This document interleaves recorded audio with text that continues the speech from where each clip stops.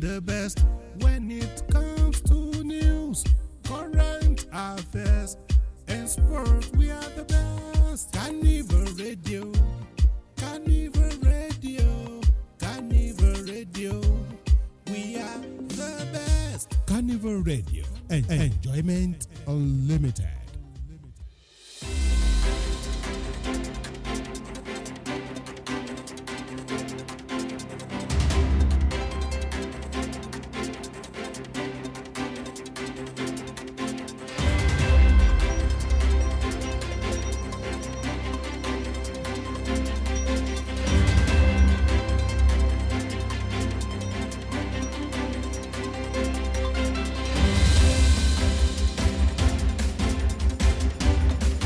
Good evening and welcome. This is World News from Carnival Radio. I am Oluwadamilare Badmos.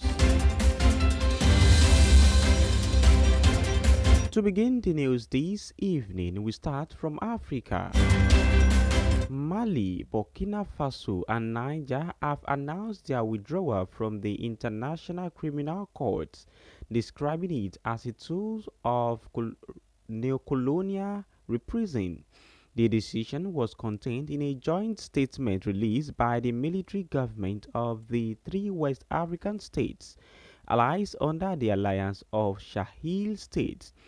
The countries have already quit ECOWAS, reduced defense cooperation with Western powers, and pursue closer ties with Russia.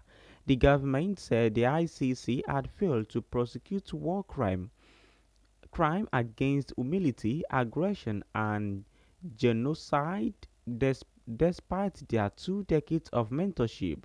The announcement comes as the three nations face escalating Islamist insurgencies, with militant and state forces accused of possible atrocity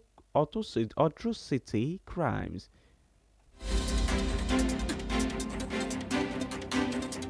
Moving forward to Asia, the World Bank has reported that Pakistan's poverty reduction has stalled after years of progress.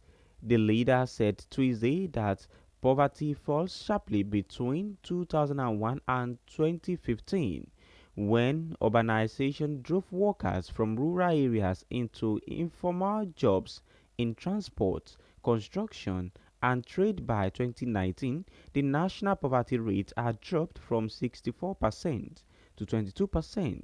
The trend was since reversed, with poverty climbing to 25% in 2024. According to the World Bank study, economic shock and the absence of structural reforms are responsible for the setback.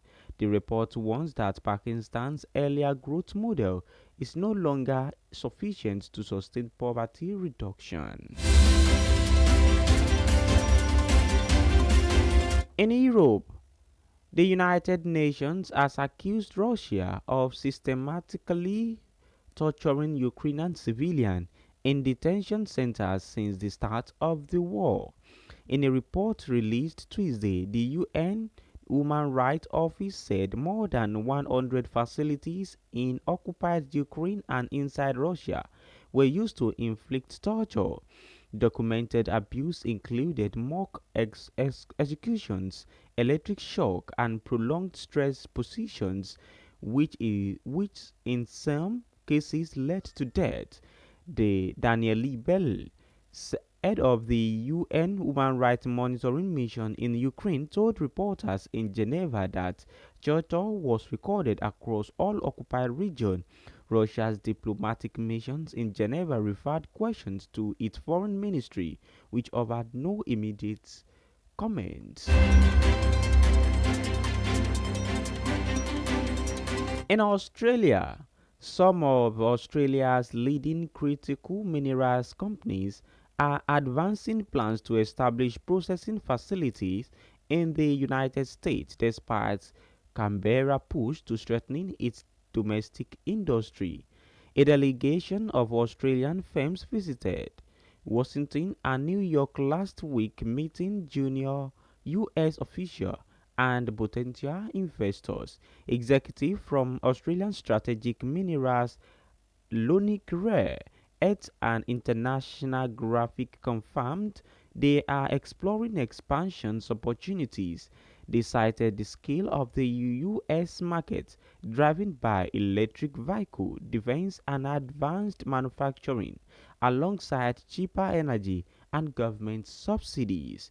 ASM's chief legal officer, Annalise MS, said the company is considering six states as possible sites for new operations.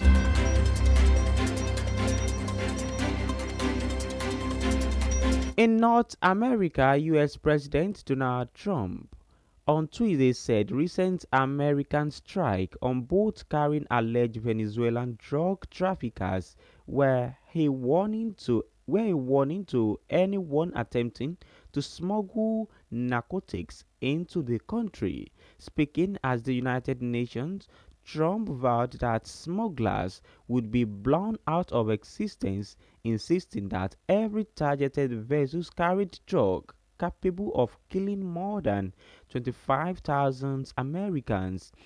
He accused Venezuelan President Nicolas Maduro of leading trafficking networks, an allegations Maduro denies. In a letter to Trump, Maduro rejected U.S. claims, saying only 5% of Colombian drugs pass through Venezuela and most are intercepted.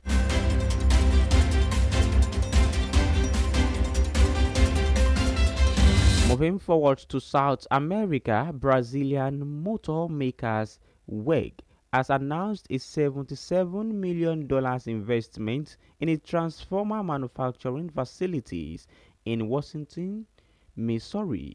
The company said on Tuesday that the project aims to boost production capacity by 50% to meet rising U.S. demand for transformers from the plant are expected to support industrial manufacturing, data centers, and grid stability with artificial intelligence driving the surge.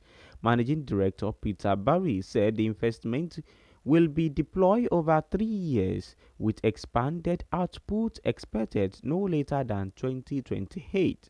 He added that WEG may consider additional U.S. investment as market demand grows.